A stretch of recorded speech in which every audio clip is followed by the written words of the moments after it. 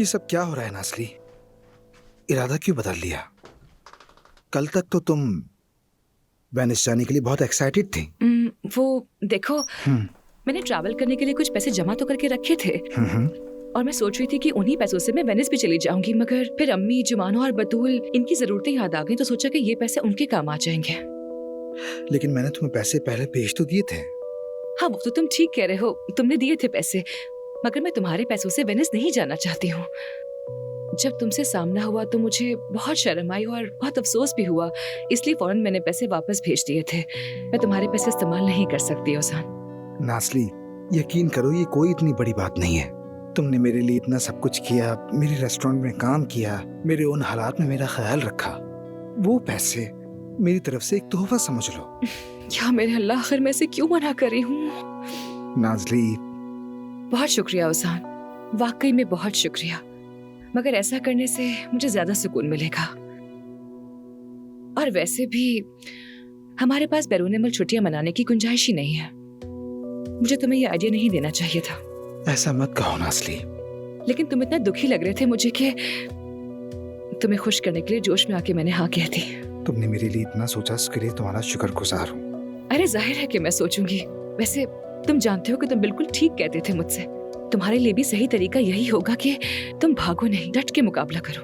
तुम्हें अपने ख्वाबों के पीछे जाना चाहिए और इस तरह से तुम्हारा खानदान भी खुश होगा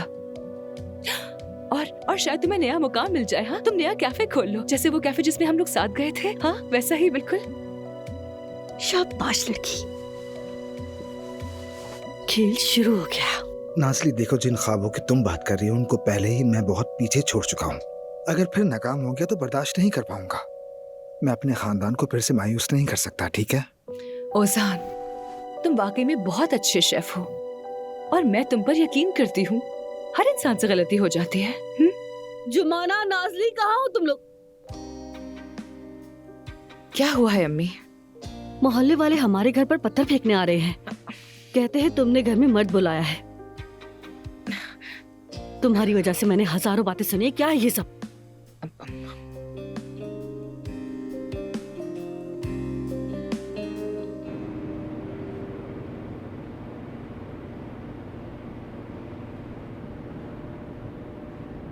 बाबा, क्या हो रहा है, बताएंगे मुझे? बस मेरे पीछे आओ। चचा जान, एक्चुअली मेरी मीटिंग है 2 घंटे बाद। जानता हूँ, हमारी सेक्रेटरी से कह दिया है, मंसूख कर दी उसने। एक मिनट, किस मीटिंग की बात कर रहे हो और मुझे क्यों नहीं पता? तुम्हारी सेक्रेटरी ने नहीं बताया? कोई मीटिंग है ही नहीं। बस बहुत हुआ, मेरे पीछे आओ, शिकार पर जा रहे हैं। शिकार पर? चचा जान, मौसम ठंडा है, कैसा शिकार? मेरे हुक्म पर कब से बहस करने लगे तुम दोनों आखिर? मैंने कहा जा रहे हैं हम, तो जा रहे हैं। अच्छा, ठीक है बाबा, ठीक है, मैं बाबा के साथ जा रहा हूँ, तुम अपनी गाड़ी में आ जाओ।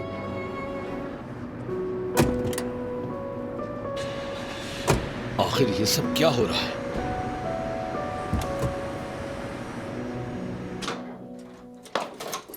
ठीक है यास्मीन, फिर मिलते हैं, अपना ख्याल रखना। आयशा, अम्मी, क्या हुआ? आपने मुझे डरा दिया। तुम जानती भी हो कि तुम क्या कर रही हो। क्या मतलब कि क्या कर रही हूँ? अब मैंने क्या कर दिया अम्मी? क्या बात है?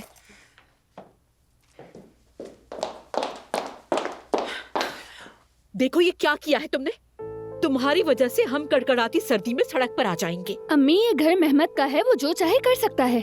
तुम पागल हो गई हो आयशा। क्या तुम नहीं जानती, बरसों से हम इसी घर में रह रहे हैं, हम इस घर के आदी हो चुके हैं।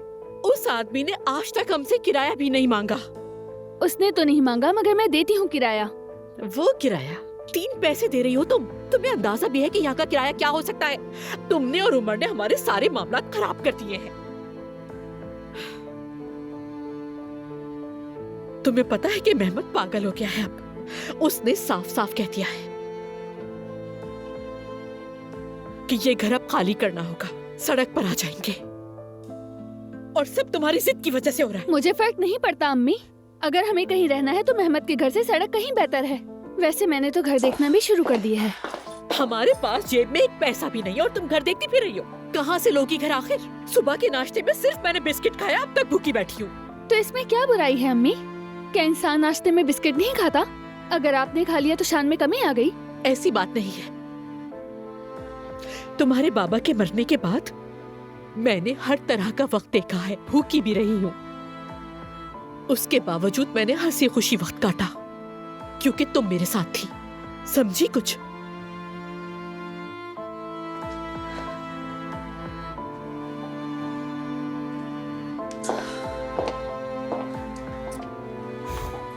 अम्मी जान, प्लीज ऐसा मत करें, मेरी खातिर।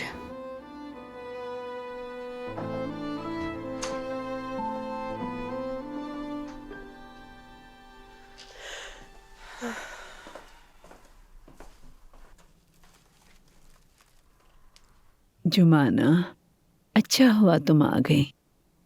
बहुत याद किया मैंने तुम्हें।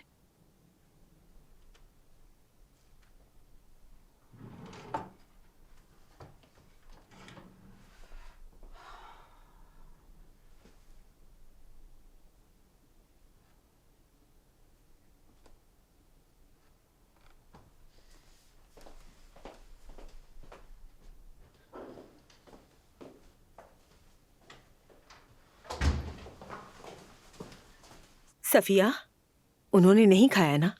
ये तो उनकी पसंदीदा कुकीज हैं। वो कुछ भी नहीं खा रही नाइला साहिबा। नींद में भी बस जुमाना का ही नाम ले रही हैं। वो अभी तक जुमाना को नहीं भूल पाई। भूल जाएंगी सफिया, भूल जाएंगी। हम तो नई लड़की ढूंढना शुरू भी कर चुके हैं। मैं उस लड़की को अब इस घर में नहीं देखना चाहती।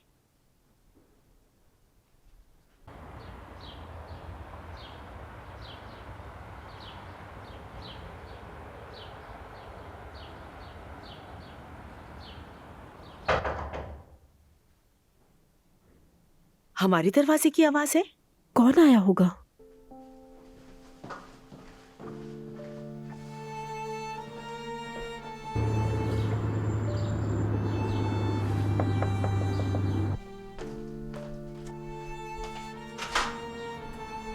जुमाना, आओ, घंटी क्यों नहीं बजाई?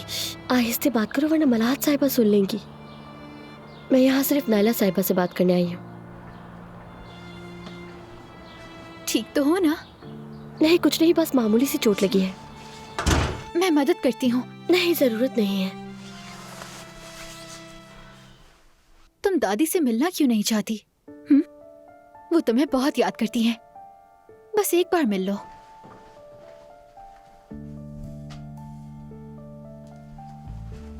जुमाना, तुम यहाँ क्या करने आई हो? अरे जुमाना। सफिया, अम्मी सुन लेंगी। यहाँ क्यों आई हो बताओ? मैं यहाँ कोई मसला खड़ा करने नहीं आई हूँ, मैं सिर्फ आपसे बात करने के लिए आई हूँ। क्या ये दिन भी देखने थे मुझे? सारी उम्र इज्जत से सर उठा कर जी है मैंने, और अब लोग बातें बना रहे हैं। औजान बेटा, तुम्हारा इस घर में क्या काम है? हाँ, मेरा नसीब है। फातिमा आंटी, रिलैक्स हो जाएं। मैं बस यहाँ नाजली से बात करने आया हूँ। अब इसमें क्या गलत है? बेटा, ये जगह तुम्हारे मोहल्ले जैसी नहीं है। यहाँ निजाम नहीं, चुगलियाँ चलती है। अभी बाजार में थी, एक औरत ने आवाज लगाई, फातिमा आपा, तुम्हारी लड़कियों ने घर में मर्द बुलाए हुए हैं, और मर्द तुम निकले। मैं तो कुछ बोल भी ना सकी। जिसने भी कहा मुझे बताया, मैं खुद बात करता हूँ। नाजली मेरी बहुत करीबी दोस्त है, इसमें गलत होने वाली क्या बात है? अच्छा, चलो तो फिर हम कसाब अंकल के पास चलते हैं। वहाँ जाकर भी तुम यही कहना कि हम दोस्त हैं और घर में अकेले बैठे हुए थे। क्या वो तुम्हारी बात समझेंगे? हाँ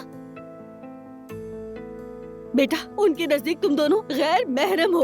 अरे अम्मी, तो फिर क्या करें? अगर लोग बातें करेंगे तो क्या मैं औजान से मिलना भी छोड़ दूं? ये कैसी बात की है आपने? हद हो गई। जब मैं घर पे ना हूँ तो तुम दोनों नहीं मिलोगे। लोगों के मुंह बंद नहीं किए जा सकते। कल को हमसे ताल्लुक खत्म कर देंगे, पत्थर मारेंगे, घर से निकाल देंगे। ये सब इतना आसान नहीं है। इंसाफ है, कानून है, यानी कोई आपके साथ ऐसा नहीं कर सकता। और वैसे भी ये आपका अपना घर है, जो चाहे कर सकती हैं इसमें। यहाँ जंगल का दस्तूर चलता है, कानून नहीं। इस घर पे हमसे ज्यादा मोहल्ले वालों की नजर है। मैं एक अकेली औरत हूँ, 2 जवान बेटियों का साथ है। मेरे लिए मोहतात रहना बहुत जरूरी है। ठीक है, आप कहती हैं तो आइंदा ध्यान रखूंगा। आइंदा कोई शिकायत नहीं मिलेगी आपको। लेकिन अगर कोई आपको परेशान करे तो मुझे बताइएगा। वैसे भी कोई आप पर इल्जाम नहीं लगा सकता। चलता हूँ नाजली, मुझे रास्ता मालूम है, चला जाऊंगा। खुदा हाफिज।